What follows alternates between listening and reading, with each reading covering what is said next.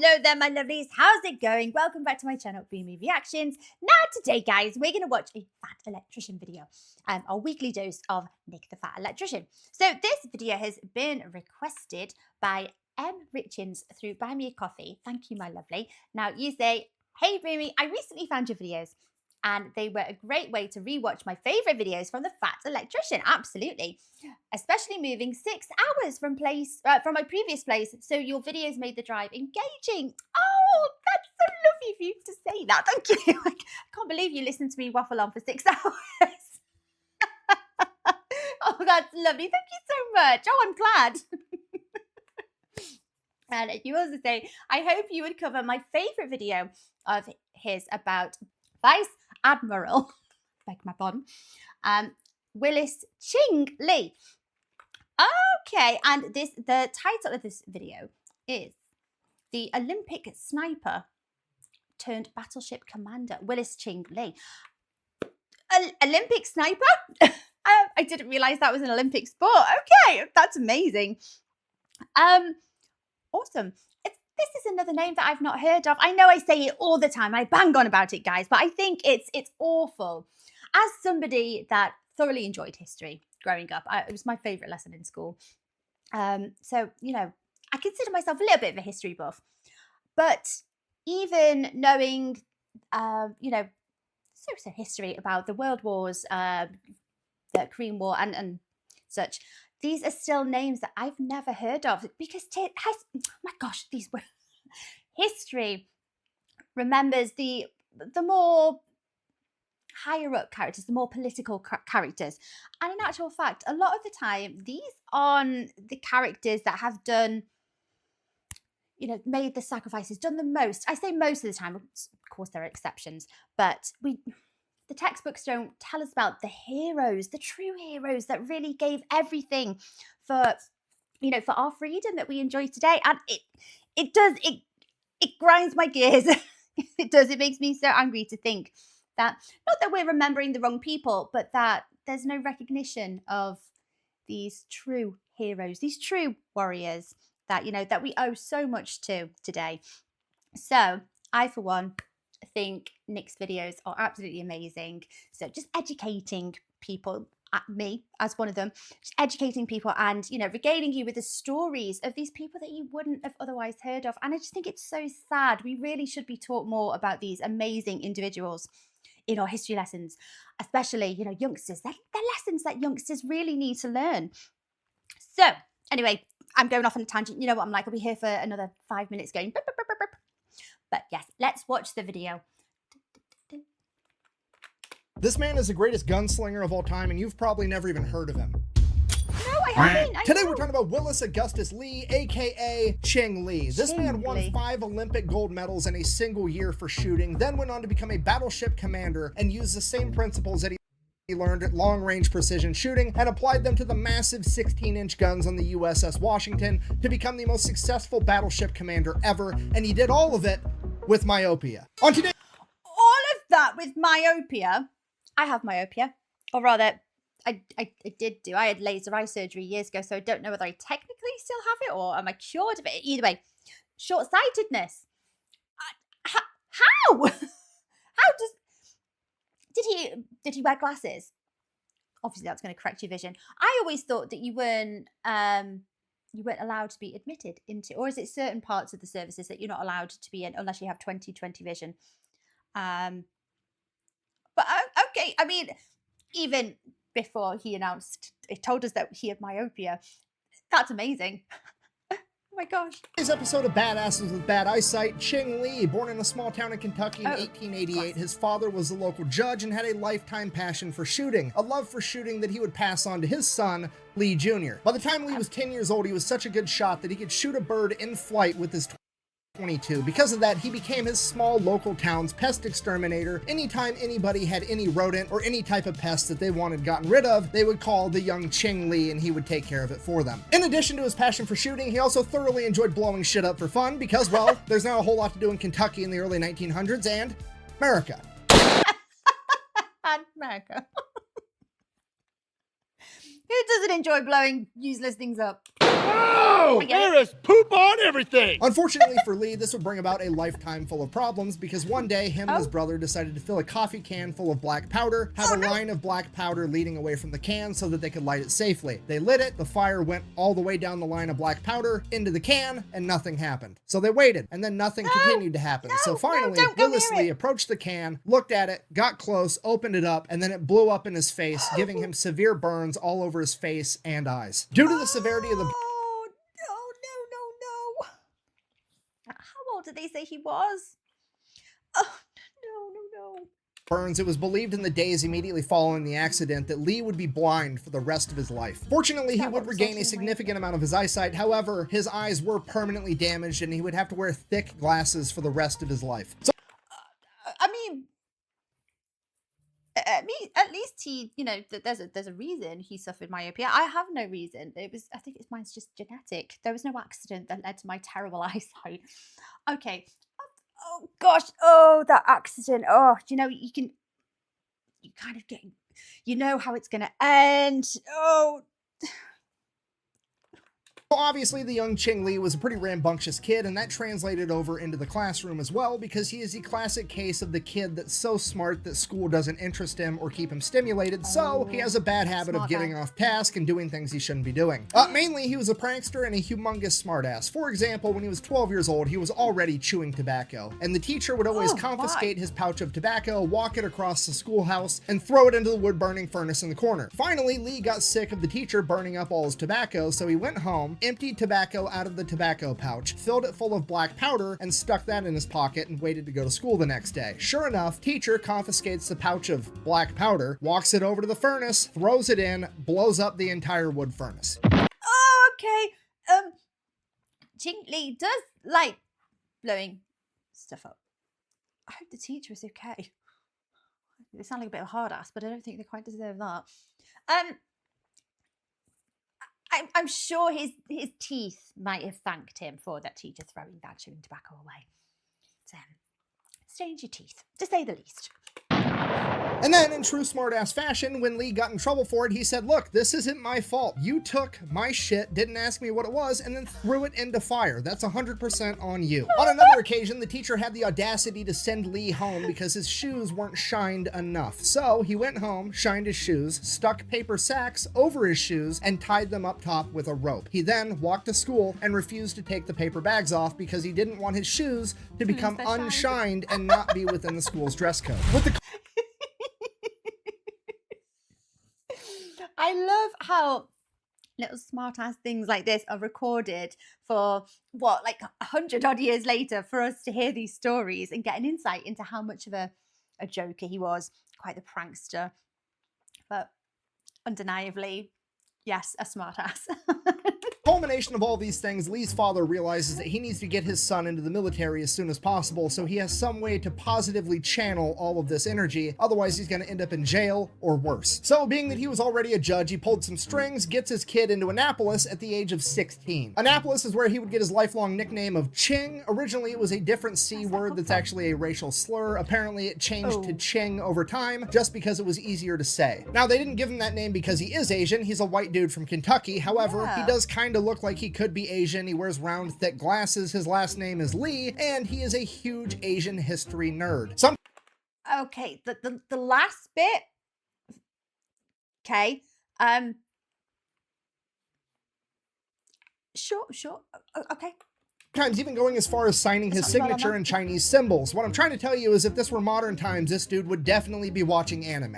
Kakarot, you've never kissed someone? Huh? No, of course not. Why? You're married and have children. Yeah, duh, but what's that have to do with kissing?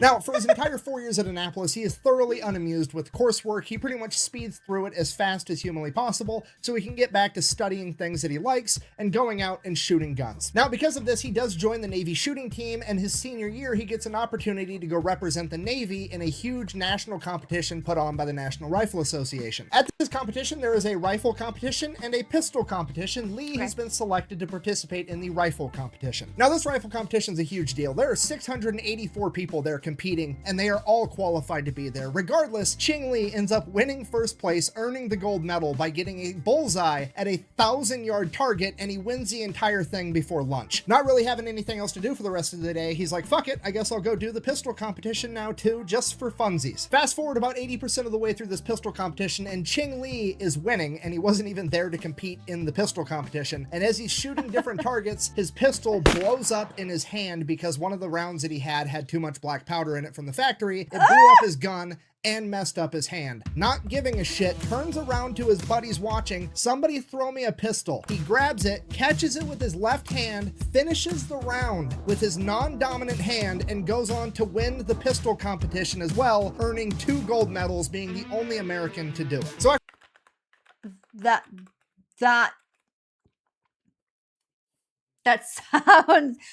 sounds made up. That's unbelievable.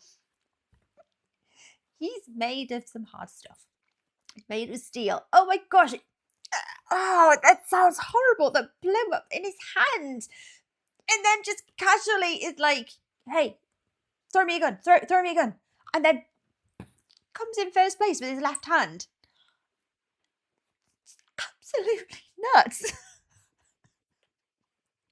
This guy's a machine. After that, he goes back to Annapolis. He's got both of his gold medals. He's basically the Kevin Gates of gold medals, if you will, and it's time to graduate. Now, bad news, he has to take a physical first, and after going all the way through Annapolis schooling, finishing the program, and just winning 2 gold medals in a national shooting competition, they decide you're not qualified to actually join the Navy because, well, your vision's not good enough, despite the fact that you just scored a bullseye at 1,000 yards last week. So at this point, Ching Lee does exactly what every other badass with bad eyesight would do, and he cheats on that fucking eye exam and makes his way into the Navy. How do you cheat an eye exam? Oh, you know, you've been told firsthand, like, what the letters on the board say. How? I am still trying to get my head around how, if you have bad eyesight, I don't know how bad Ching Lee's eyesight was. Mine was pretty bad, like without glasses or contact lenses. My vision, everything just looked like a Monet painting. I could not have had the aim to shoot a bullseye from that distance. How on earth has he done that?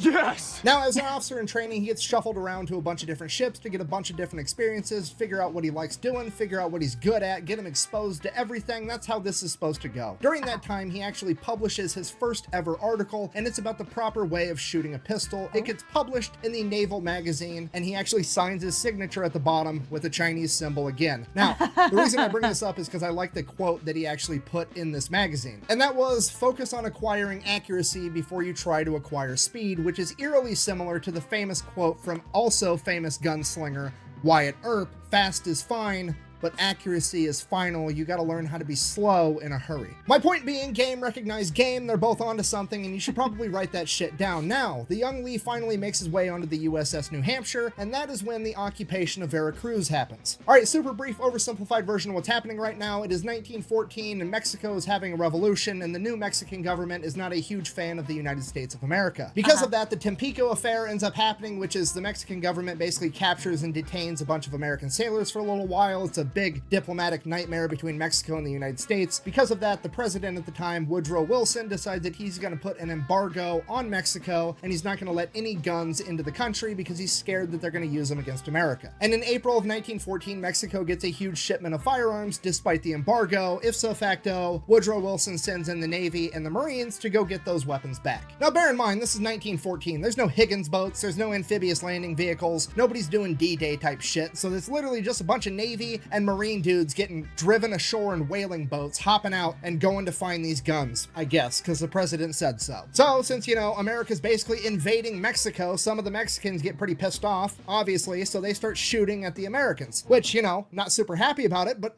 I understand the sentiment. I would do the same thing if I were in their shoes. Now, unfortunately for them, the downside of shooting at people is they're probably going to shoot back, you know, assuming they have guns, which America always does. Now, somewhere along the line, Lee's entire unit gets pinned down by these enemy snipers that are up on top of roofs and inside of windows and high buildings, basically shooting at guys lower on the ground, and nobody's able to shoot these guys back, and everybody's just pinned down where they're at. So, Lee, remembering like, oh shit, I'm the main character with bad eyesight, I got this, grabs his gun and just walks out in the middle of the street corner in broad fucking daylight with no cover whatsoever, and he just sits there with his gun. Sure enough, after a couple of seconds, somebody finally shoots at him, but they miss. And now Lee saw where they're at, and Lee shoots back. And remember, Ching Lee doesn't miss. Main character energy going on here. Plot armor. This guy's invincible. All really, really lucky. Not his aim, though. That's all his. That's all skill. And then he continues to sit there, and somebody shoots at him, and they miss.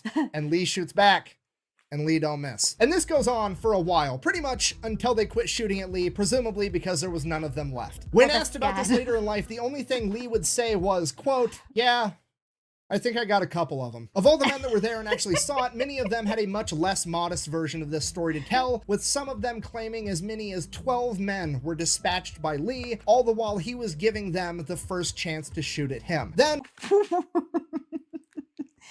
see, he's being modest. What a humble guy. Later, during this Veracruz side quest, Lee is also credited again with saving a man's life by running through gunfire to get him and provide medical attention. The man is literally Clint Eastwood, except it's 1914 and he's real. Well, you're gonna look awfully silly with that knife sticking up your ass.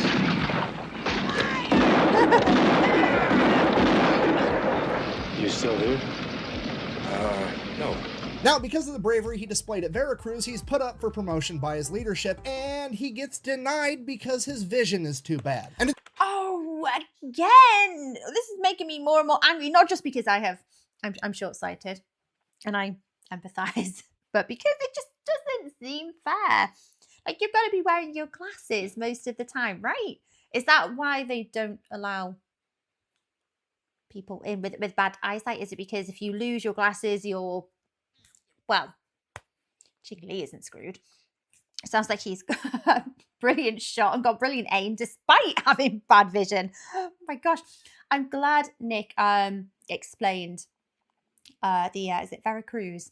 Because I would not have understood what was happening there. So thank you, Nick. at this point, his entire chain of command is basically writing letters of recommendation, essentially yelling at the entire medical bureaucratic side of the Navy that's denying him that they're insane because this guy's awesome. Seriously, he gets like 20 letters of recommendation from high-ranking officers, including the skipper of his current vessel, the USS New Hampshire. And in that letter, he says something along the lines of, I saw Lee crumple a man from 800 yards with iron sights at Veracruz. He can see just fine. So his promotion gets taken into consideration for an extended period of time, and because of that, he gets taken off sea duty and gets sent basically to the middle of the country, and he is working for the US Navy, going to different factories and figuring out what these factories need to do to be able to better manufacture stuff for the US Navy. During this time, he meets his wife in Oskaloosa, Iowa. Then America enters World War I, and he gets sent over to Europe, although he does not get attached to a combat vessel, so he never actually sees combat. After World War I, Lee would go on to compete in the 1920 Olympics, where he would actually win 7 medals, 5 gold, 1 silver, 1 bronze, which would turn out to be the record for the most medals won by any one person at any one Olympic Games, and that record would stand until 1980. Okay, just so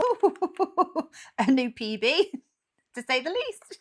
we're on the same page, dude just won 5 gold Olympic medals for sharpshooting, and he's having trouble getting promoted because he has bad eyesight. Right. Anyways, for the rest of the 1920s, ridiculous. Lee spends pretty much the entire time working on different destroyers, just working his way up the ranks, becoming a bigger and better leader. Now, about his style of leadership, everybody absolutely loves this guy that works with him because he has this way where he just teaches people what they need to do, and if they're not good at it, he gets them good at it, and then he just lets them do their job. He doesn't try to micromanage them. He's not up everybody's ass. He just wants to get people where they need to be so they have the skills they need so that they can do their job, and then he goes and dicks off so he can go do target practice and build traps to kill rats because that was like his new hobby. That was seriously That's a unique hobby.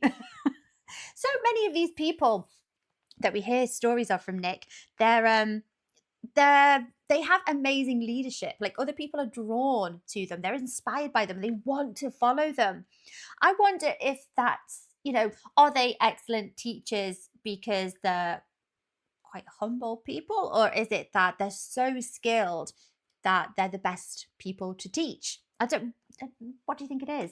He was known for building elaborate mousetraps on destroyers. He had ones that were like air guns rigged up to trip wires that would shoot rats, which is the most American shit I've ever heard of in my entire life. There was another one that was really popular where he had a little miniature guillotine that he had electrically rigged up to a push button on his desk, and all the boys would sit there and play a game. When the rat would run across it, they would try to hit the button just in time to cut the rat in half. And then, like, whenever... Oh, no, I don't like that. Oh, I don't like that. Poor little mites. Oh, no, the rat guillotine. there was anything to shoot at from the ship, he had his own private stash of guns in his quarters, and he would run out and there'd be these like glass balls from abandoned fishing nets that would be floating in the ocean, and he'd run out and shoot at them from the deck, and he'd invite the Marines to come out and shoot with him over the PA system, and he was actually out there teaching the Marines how to become better shots. Everybody absolutely loved this guy. So that goes on until about 1930, and then he finally makes his way back onto battleships and heavy cruisers, at which point he gets absolutely obsessed with gunnery. He wants to shoot the big guns better than anybody ever has. He actually ends up writing a paper that later on got published talking about how battleships need to take into consideration the curvature of the Earth when they're gathering targeting data, and he develops the calculations for the battleships to do that. He's literally... I didn't even realize that was a thing. That gets factored in. Oh my gosh. Super clever. I know we've already established that he's a smart ass earlier on in his early days, but he sounds, you know, he's got the intelligence to back up that as well. He sounds like a smart guy. Teaching people how to treat a battleship the way a sniper treats a gun, and it's highly effective. Because after publishing that paper, another battleship commander actually took that data and started implementing it, and his battleship won most accurate ship for the next 3 years in a row, and he said it was all due to Lee's calculations. Okay, if you're not catching on, Lee is actually treating his naval career the same way he treated his academic career. He's not interested in the normal coursework of like leading and micromanaging a bunch of sailors. He wants to get everybody where they need to be. He wants to get through his work as fast as he can so that he can go do stuff that interests him, like pioneering new ways to be accurate with gunnery. Because yeah, but he seems so good at managing people because, like I said, he's got excellent leadership qualities. Like, people listen, people want to follow him. It's a shame, isn't it? I've always said the people that do end up in management are generally the people that you wouldn't want. And the people that you'd think, oh my gosh, they should be a manager. They'd be amazing. They've got leadership skills and they can just manage people.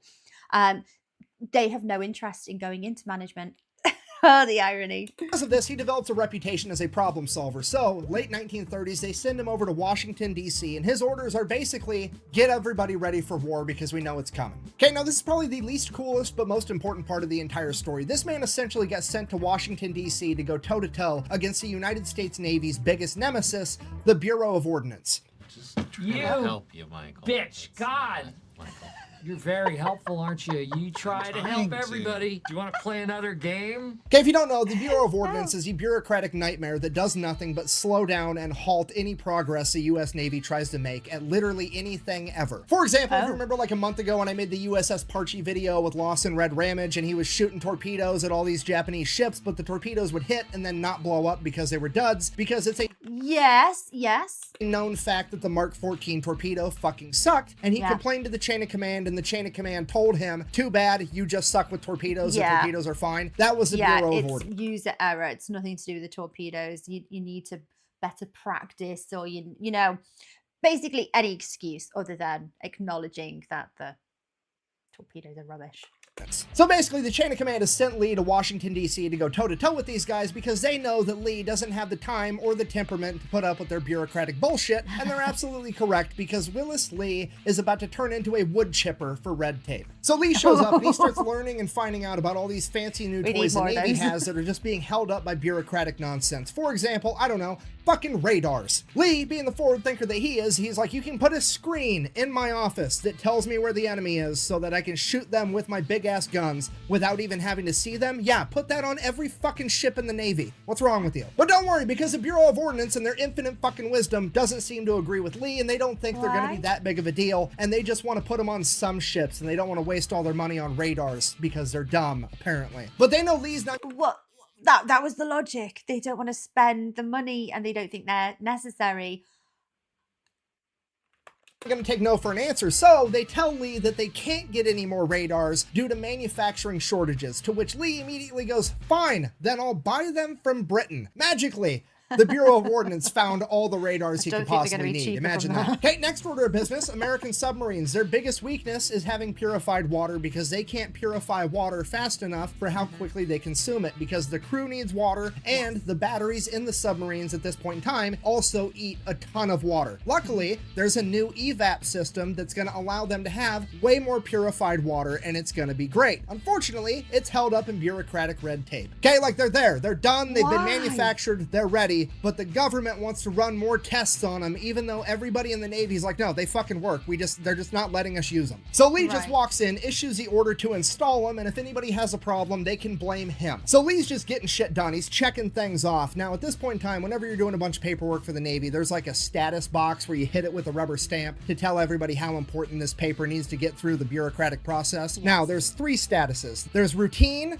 priority, and urgent. Obviously, in that order, urgent is like, we need to get this done as quickly as possible. Now, everything Lee marked was urgent. He didn't give a shit. He needed his shit done right now because that's just the type of guy he is. But I love it. Oh my gosh, all the bureaucratic red tape. Just get it done. Done. Urgent. I love it. Unfortunately, they were still just not getting it done fast enough to his liking. So he's like, fuck it, I'm gonna get my own rubber stamp made that said frantic. So then whenever anybody got Lee's documentation for the first time in their entire naval career, there's a new word stamped there in red ink that sounds more important than urgent. So everybody's just like, oh shit, we're doing this first. And then Lee just uses this to keep on powering through to get more and more shit done. Next thing is to get a schoolhouse stood up for the US Navy that teaches sailors how to read aerial reconnaissance pictures, because that's going to be huge in an upcoming war, because they're going to need pictures to show where all the reefs and all the atolls are, and they're going to have to be able to read those pictures accurately to get proper intel. So at first, the chain of command is like, okay, well, we'll get Hollywood involved. They know things about like cameras and shit. That's the right answer, right? And Lee and a couple of other officers that actually have good ideas are like, no, why don't we just go over to Britain and ask them to help us? We'll send a couple of guys over, get them trained by them, because they already do this really well, and we're on the same team. It would be great. Why wouldn't you do that? We can share information with them, and vice versa, and we all get better together. Hooray. At which point the US Naval Research Laboratory is like, no, absolutely not, because the United States Navy is way better than the British Navy, and we know that because we conducted a study that we verified ourselves.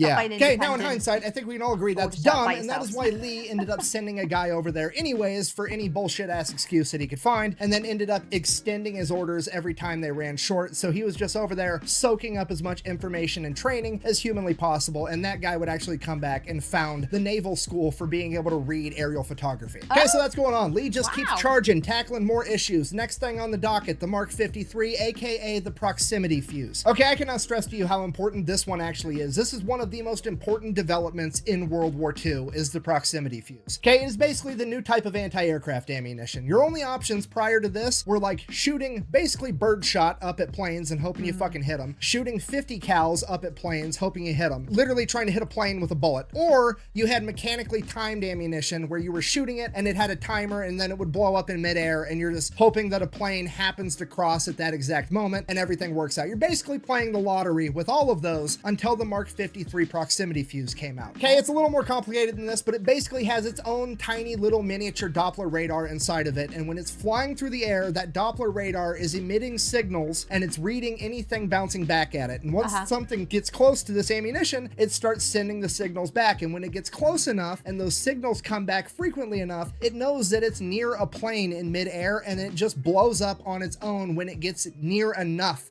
to the plane. Okay, it's the first type of ammunition that actually knows where the plane is and blows up at the right fucking time. It's a big deal. So naturally, the Bureau of Ordnance is like, wow, this thing's incredible. This is a total game changer. We're gonna go ahead and get in the way for no fucking reason. You wanna know what they say? I'm gonna tell you. They say that you're not gonna be allowed to use that new ammunition until it has a 100% reliability rating. Okay. But I don't think anything like this, any ammunition or anything like this would have 100% efficiency. Am I right or not? Okay, I'm gonna go ahead and say that again, but slower. The Bureau of Ordnance said that you're not allowed to use this new ammunition until it is 100% reliable. Okay, do you understand how fucking stupid that is? You know it's 100% reliable? Nothing is 100% reliable. Fucking condoms don't even have 100% reliability, right? You want to get technical? Fucking abstinence isn't even 100% reliable because Jesus was a thing, okay? I'm pregnant. From my finger? No, you don't understand. God has blessed me with his child. You banged Kevin God from South Nazareth? You want to know how smart? I haven't seen that Family Guy episode. Oh my gosh. Yeah, that I was thinking. I don't think many things have 100% reliability. Maybe I said efficiency before. It's not. It's It's 100% reliable. I don't think many things, even that we use these days, are 100% reliable. That seems like an impossible standard that most manufactured things don't have anyway. So why would they say that? Smart and forward-thinking Ching Lee is. It's like 1939, and he already knew that the future of naval warfare was going to be all about the carriers, and he's 100% right. But he knew at this point in time, okay, because they came and they wanted to build this class of American heavy cruisers. It was going to be the Alaska class. They made 2 of them, but they wanted to make like fucking 10 of them. And Lee came in and was like, no, those are dumb. You shouldn't have made the first 2. Take all those resources, all that money, all that everything, build more fucking aircraft carriers. He was very adamant about it from the very start, and he ended up being right. And that's exactly what the Navy did. And it had a humongous impact on World War II. Okay, so bearing in mind that he knows that the future of naval power is going to be all based off of carriers and planes, he goes and adopts a strategy that every American ship, we're done with these like pretty observation decks and shit. If there's room on the deck, we're putting anti-aircraft guns. Yep. Every American ship is going to look like a fucking porcupine covered with 40mm Bofors and 20mm Oerlikons. Okay, the only problem, he needs all of the guns. This dude sits down and does some math and figures out how many 20mm Oerlikon, how many 40mm Bofors he needs to put on the decks of every ship in the U.S. Navy, and puts in a purchase order for it, and it gets kicked back because they're like, well, we're not going to put all these on the decks of the ships because, you know, we just don't think that we need that much. And you sure it's got nothing to do with aesthetics as well? Functionality over aesthetics, always. Lee is like, cool, didn't ask for permission to put them on the decks. I just asked to order the guns. To which they're like, shit, he has the authority to do that. And they stamped his thing approved and send it back to him, and he gets to order the guns. Then he whips out the old eraser because he filled out the last half of the work order in pen. And after it says order guns, full stop, he erases the full stop and then writes down and install them on every ship in the Navy. Full stop. And then that's what he does. And then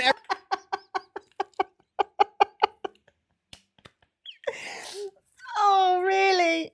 I love this guy. He is a cheeky chap. every time a ship comes back into port, it's just like an army of naval dudes come on and just put anti-aircraft guns on everything everywhere. Then December 7th, 1941, the attack on Pearl Harbor happens. At this point, everything changes. Admiral Ernest King, like top dog at the Navy at this point, looks over to Lee. He's like, this guy gets shit done. I need somebody to make sure that the rest of the Navy is taking this seriously. So he promotes Lee to the Admiral of Fleet Readiness, and it is now Lee's job to make sure that the entire U.S. Navy is like ready for war and treating this how they need to be treating this. And Ching Lee's immediate concern is security, because they're way too lax. Okay, they're not even checking IDs, they're just letting people through, whatever. I mean, the orders have changed, like they've been told, hey, button this shit up, there's gonna be spies coming, like whatever, but doesn't mean they're actually gonna do it. So Lee's gonna get to the bottom of that. First things first, remember, prankster at heart. He goes, gets a new military ID made, except this one has a picture of Hitler on it. He then proceeds to go and see how many maximum security naval institutions that he can get into with a US Navy ID with a picture of fucking Hitler on it in World War II. And guess how many he gets into? All of them. No. No. I was thinking, oh, maybe a handful, and they're going to get an absolute bollocking for it as well. All of them? Could you you and say maybe, obviously, everyone on the planet now knows what Hitler looked like, but in the 1940s, yeah, I'm pretty sure everyone knew what he looked like, but you know. Nobody stops him. Like, it's so ridiculous. He's like, I don't think I look like Hitler, do I? I mean, I guess we're both dudes. Fuck it, we're just gonna have to get more ridiculous. So he gets another ID made with the famous female actress Mae West on it, and he's like, well, I definitely don't look like her. Let's see how much shit I can get into now. And then he still gets into a bunch of places that he's not supposed to with this Mae West ID. So basically, he's okay, this time he's doing the same test with a different gender on his ID, on his photo. I could understand why people might be a bit apprehensive about distinguishing that these days. But back then... chewing ass and getting everybody ready for the security level required for World War II with espionage and spies and all kinds of shit. Like, he's doing full-on Ocean's 11 type shit. He's got subordinates dressing up as butlers, going into fancy hotels, stealing top secret documents from top government officials, holding them until they get reported as stolen just to see how long it takes, all kinds of crazy shit. So this goes great, and as a reward, Admiral King makes Lee the new commander of all of America's fast battleships. So now Lee's back in the game. He goes and immediately starts training the entire crew of the USS Washington in gunnery and night combat, because he knows that the Japanese Navy has a big edge at night combat, or at least they did before radar. He goes and then masters the radar to the degree that he's probably the most knowledgeable person on these radars in the US Navy, except for the people that literally built them. Sorry, I ran out of time and I had to catch a flight, so we're finishing this video from Texas in my friend Eli's studio. Anyways, back to the story. Not only is he training all of his guys in nighttime combat, he also has to basically go back through and retrain his entire gunnery department, because he's not treating the USS Washington the same way every other battleship treats its guns. He's going through and treating each of the 9 guns on the USS Washington like it's its own individual sniper rifle. And while he's doing that, getting the guns more and more accurate, he comes to the realization that all the targeting data and the charts that came with the USS Washington from the manufacturer were wrong. They were off. They weren't accurate enough. So he goes to the Bureau of Ordnance again and is like, hey, your charts are wrong. To which the Bureau of Ordnance is like, no, they're not. You're wrong. Except for the fact, obviously, Ching Lee doesn't miss. So he says, fuck it. And he redoes all of the charts and all of the targeting data himself. I love the smart assery. Is that even a thing? He's obviously such an intelligent man, but he's sassy with it as well. Love it. Over the course of the next couple months, he gets his crew and the guns on the USS Washington so accurate that he ends up having a light cruiser from his task force go 10 miles away, and then he fires the guns towards that ship and has the ship call in and say how close it was to the actual target. And he can walk these shells right up to the wake of this light cruiser without actually touching it. Literally like putting an apple on top of your head and letting your buddy shoot at it with a bow and arrow, except he's doing it with battleships. So fast forward November 1942, the Battle for Guadalcanal is going on, and the Japanese Navy is being sent to go bombard Henderson Field, which is an American airstrip that is instrumental to the war effort, and they can't let it get destroyed. So Lee and his task force get sent in to go defend it. And right out of the gate, this entire thing is a shit show. They're sending in Lee and the USS Washington and the USS South Dakota, the USS Washington's sister ship. Now, the real problem, they're sending in 4 destroyers with them, but these destroyers were picked for the sole purpose of they were there and they were the ones with the most fuel. They had never worked with Lee. They didn't know how he operated. They did not really know what was going on, but it just kind of happened. They all got lumped together and got sent out to go defend Henderson Field. So they're out there on patrol. They end up getting basically ambushed by a Japanese task force that opens fire on the destroyers. This task force has managed to hug one of these smaller islands to avoid being detected by radar, opened fire on the 4 destroyers, ended up sinking 3 of them and critically damaging the 3rd, at which point they start opening fire on the USS South Dakota, at which point Ching Lee sends a famous radio transmission. Stand aside, I'm coming through. This is Ching Lee. Now, this Japanese task force has a couple of destroyers. It also has the IJN Otago and the Takao, both of which are heavy cruisers, and they have their flagship, the IJN Kirishima, which was originally a battle cruiser, but in the 1930s, it got a bunch of upgrades in armor and firepower, having it reclassed as a battleship. This is now a battleship versus battleship fight. The Japanese task force is continuing to target the South Dakota. Lee sneaks around the backside, clears the South Dakota, turns all 9 of his guns, and opens fire directly at their flagship, the Kirishima. And with the first salvo, he hits, and then he keeps hitting, and he hits more, and he's hitting the enemy so hard, so fast, so accurately, they don't even start returning fire. And within the span of 5 minutes, he manages to hit the Kirishima with 20 main battery hits and 24 hits from his secondary 5-inch guns. Okay, each one of those shells is 16 inches in diameter and weighs 1,700 pounds. Willis Ching Lee just bitch slapped the Kirishima with a goddamn car dealership in 5 minutes. Okay, just so we're on the same page, the Kirishima has now been reclassified twice. The Japanese upgraded it and reclassified it from a battle cruiser to a battleship, and Ching Lee has now just downgraded it from a battleship to a fucking coral reef, and he did it in 5 minutes. This is the last time in world history that a battleship sank another battleship in combat. Now at this point, the USS South Dakota has had so many electrical problems that the guns are down and the radio's down. Lee has no way to communicate with the South Dakota, but he can tell that it's trying to pull away from the fight and it's still getting attacked by the 2 Japanese heavy cruisers and the destroyers. So Lee, not knowing the status of the USS South Dakota, decides that he is the most able man in this fight and he needs to get all of their attention so that they can come fight him instead. So he opens fire on the heavy cruisers, trying to get their attention, which he gets. He then proceeds to go the opposite direction as the USS South Dakota so that they quit chasing it down and they chase him instead. So they're chasing him down, but here's the problem. They're chasing him. They're behind him. He can't turn the ship around to shoot at him with the big guns without getting shot in return, and he doesn't want to get his boat shot up because this isn't a boat, it's a goddamn precision instrument, okay? This is a giant fucking sniper rifle. I don't want to be taking shots. So he comes up with a better plan. You see, he hasn't just been working on the gunnery skills of the 9 16-inch guns on the USS Washington, he's also been doing it on all of the 5-inch guns as well, and those turrets can still turn around and hit the enemy. And they are so accurate with their fire that Lee orders them to start targeting the searchlights on the other ships, and they start blowing all the lights out so they're not going to be able to see the USS Washington at night. And then they start firing star clusters, which is just white phosphorus. The reason they do that is because, remember, the Japanese don't have radar. That's not how they're targeting the Washington. All their targeting has to be done optically. So now the Japanese guys are looking at night and there's white phosphorus burning as it's floating through the sky, and it's going to fuck up all of their optics and they're not going to be able to hit the USS Washington. So Ching Lee and the USS Washington do this and just lead the Japanese further and further away from the USS South Dakota until he's confident that they're going to get away too, and then he just slips away into the night virtually unscathed. He got hit a single time by a 5-inch gun, which is the equivalent to a grown-ass man getting hit with an airsoft gun. It's nothing. For this, Admiral Lee would be awarded the Distinguished Service Cross by Admiral Halsey, and when he received it, his crew demanded a speech. He turned around and simply said, and I quote, "You want it, I'll wear it," which is... Oh, that's lovely. I thought he was going to make a reference to that bitch slap.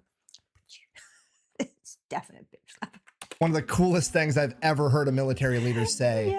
Ever. For the rest of World War II, it was honestly pretty quiet for the USS Washington. They were involved in some shore bombardments, and they mostly just ran anti-aircraft operations for the aircraft carriers because it was a carrier-based war. Then by 1945, all of the Japanese battleships had been recommissioned into coral reefs, and there just wasn't any reason to have all the fast battleships around anymore. So they took Lee from the battleship and they wanted to use his talents elsewhere, because now the biggest threat to the US Navy was kamikazes, and they wanted Ching Lee to be working on the anti-aircraft measures to help prevent this. Unfortunately, this story does not have a happy ending, because as he made his way back to America to begin working on those anti-aircraft measures, on August 25th, 1945, he would suffer a massive heart attack that would kill him in a matter of minutes. So in conclusion, that is the story of Willis Ching Lee. He is one of the most important people in naval warfare history, and he gets nowhere near the credit that he deserves. And I would argue that he is absolutely the greatest gunslinger of all time. The definition of a gunslinger is somebody that carries a gun and knows how to use it, and I don't think there's ever been anybody on the planet better at that than Willis Ching Lee. Not only does this man carry a gun and know how to use it, he has a gun that carries him, and he knows how to use that one too. Capable of hitting a bullseye with any caliber of gun, from a pistol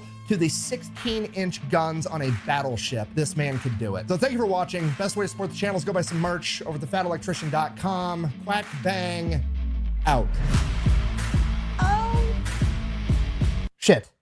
Eli doesn't have the same setup as me. I can't dramatically turn the lights off as I walk out.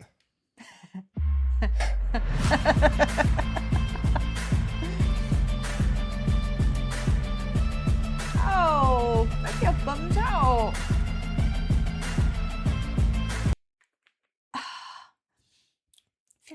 hijacked.